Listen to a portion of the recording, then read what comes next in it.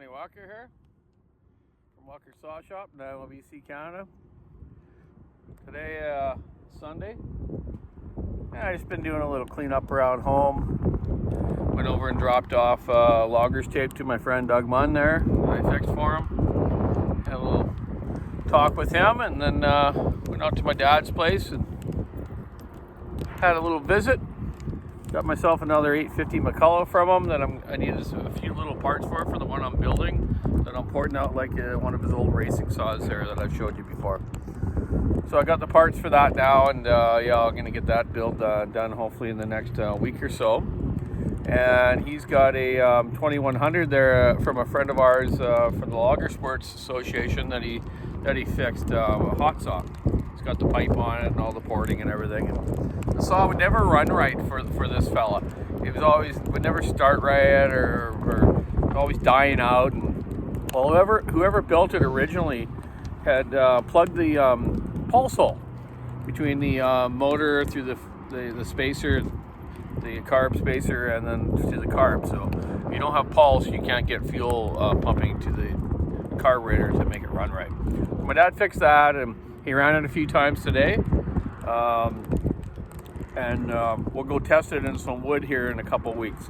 I've got my hot saw that'll be ready to go. He's got another McCullough that he's building, an old 101 original cart engine. Like, he figures it's from the late 60s or early 70s, that block.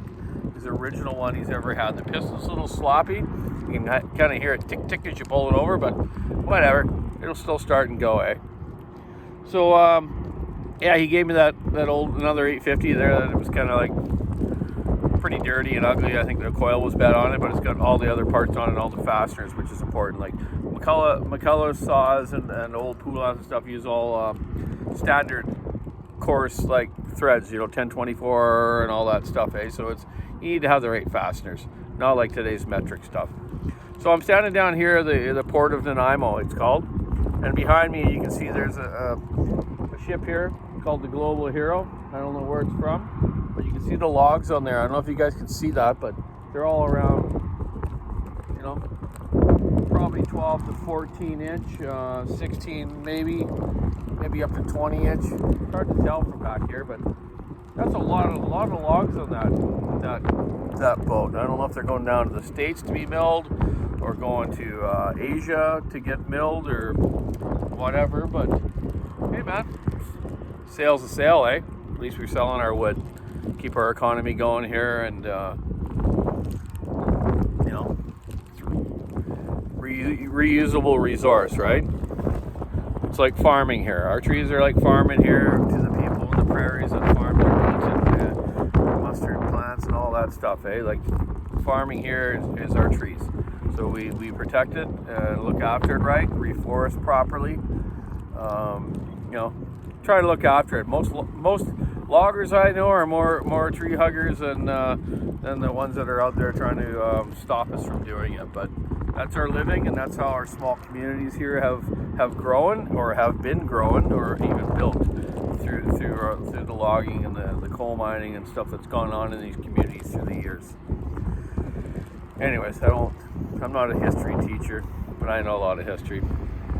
My dad gave me this 3120 today. He says, I've been saving this cylinder to show you show people how not to port something or why. Look at this thing. He's had this guy cut the head off. Look at the ports in this thing. There's the exhaust port. It's huge. Transfers. Look at the intake. This guy made all these boost ports and transfer ports for the intake.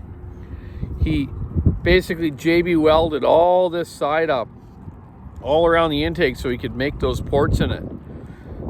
But he didn't realize it's still a piston port engine, and he went way too wide on the intake, and the piston would never seal. So the customer that took it to my dad, he doesn't remember who it is. It's a long time ago. He could never get it running right. Really, this engine was, the way he's ported it, you need a reed valve. So I think what a person could do is build an intake manifold here and put a reed valve in it, and this cylinder would probably still work fine and work really well, I believe. The design of it is more of for a reed engine, and I might just do it. He's even got the head for the top there that someone built and did a pretty good job, but they were in the right direction, but not quite right. So he gave this to me just to put on my shelf to go show people or whatever, but you know what? I think I'm gonna actually make it work. See how it goes. Seen Buckin live earlier. That was cool. I sent him a couple messages. Maybe he didn't see my messages, which is fine. He's so many people are messaging him on that live feed, and it's great. Buckin Billy Ray's got a great live feed, and I love the guy, man. And I need to get out there, and we're gonna do this 125 McCullough strip down and rebuild.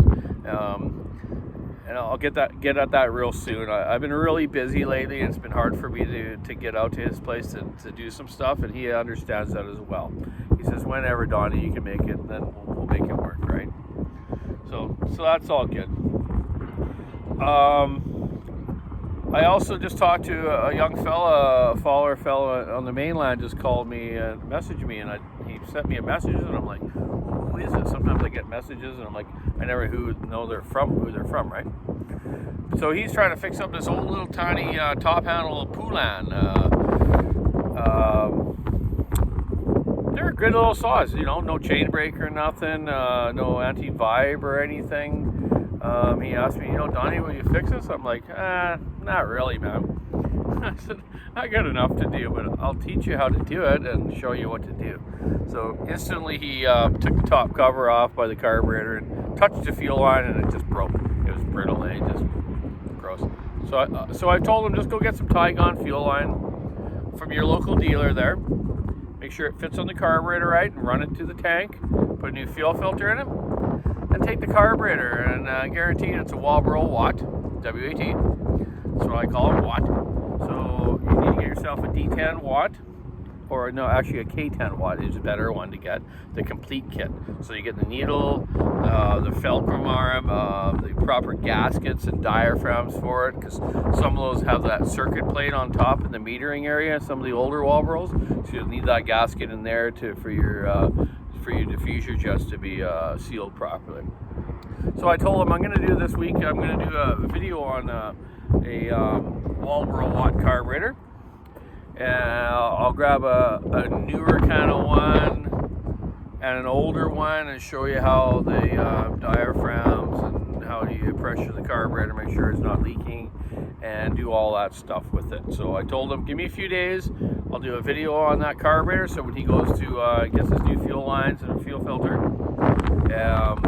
he'll understand how to do the carburetor, and it's not that hard. He probably won't have a carburetor pressure gauge, but let's just hope it holds pressure. Sometimes on carburetors, small motor 2-stroke saw carburetors, sometimes you don't want to change the needle. If it's holding pressure and releasing and holding, don't change it, because sometimes that needle is formed to the semi-wore out seat. So sometimes putting a new one in, unless you hold it down with a screwdriver for a while with some fluid on to make it kind of match the seat, sometimes it won't hold with that new one, So don't change it if you don't have to. Unless there's something really wrong with it, with a fulcrum arm or the metering lever, so I call it a fulcrum arm, where it hooks into the needle. Just make sure the needle there isn't really wore where it clips in. If it's really wore, you're not going to get the same lift to it as you would with a non-wore one. So check that stuff out. Seaplane leaving here right now. We get hundreds and hundreds of flights come here from the mainland to this island. People come here to Fantasy Island, Gilligan's Island. I'm kind of like Gilligan, Yeah, I'm the professor. And I like Marianne. Anyways, off topic. So anyways, check it out. We'll do that video on the small carburetor, on the Watt carburetor. And we'll see how that works. So anyways, keep your saw in the wood. Happy Sunday. Stick on the ice, rubber in the road. Check out the walkersawshop.com online store. And have a great week. I'm going racing again next Saturday. I'll get some coverage of that again. Have a good day. Bye.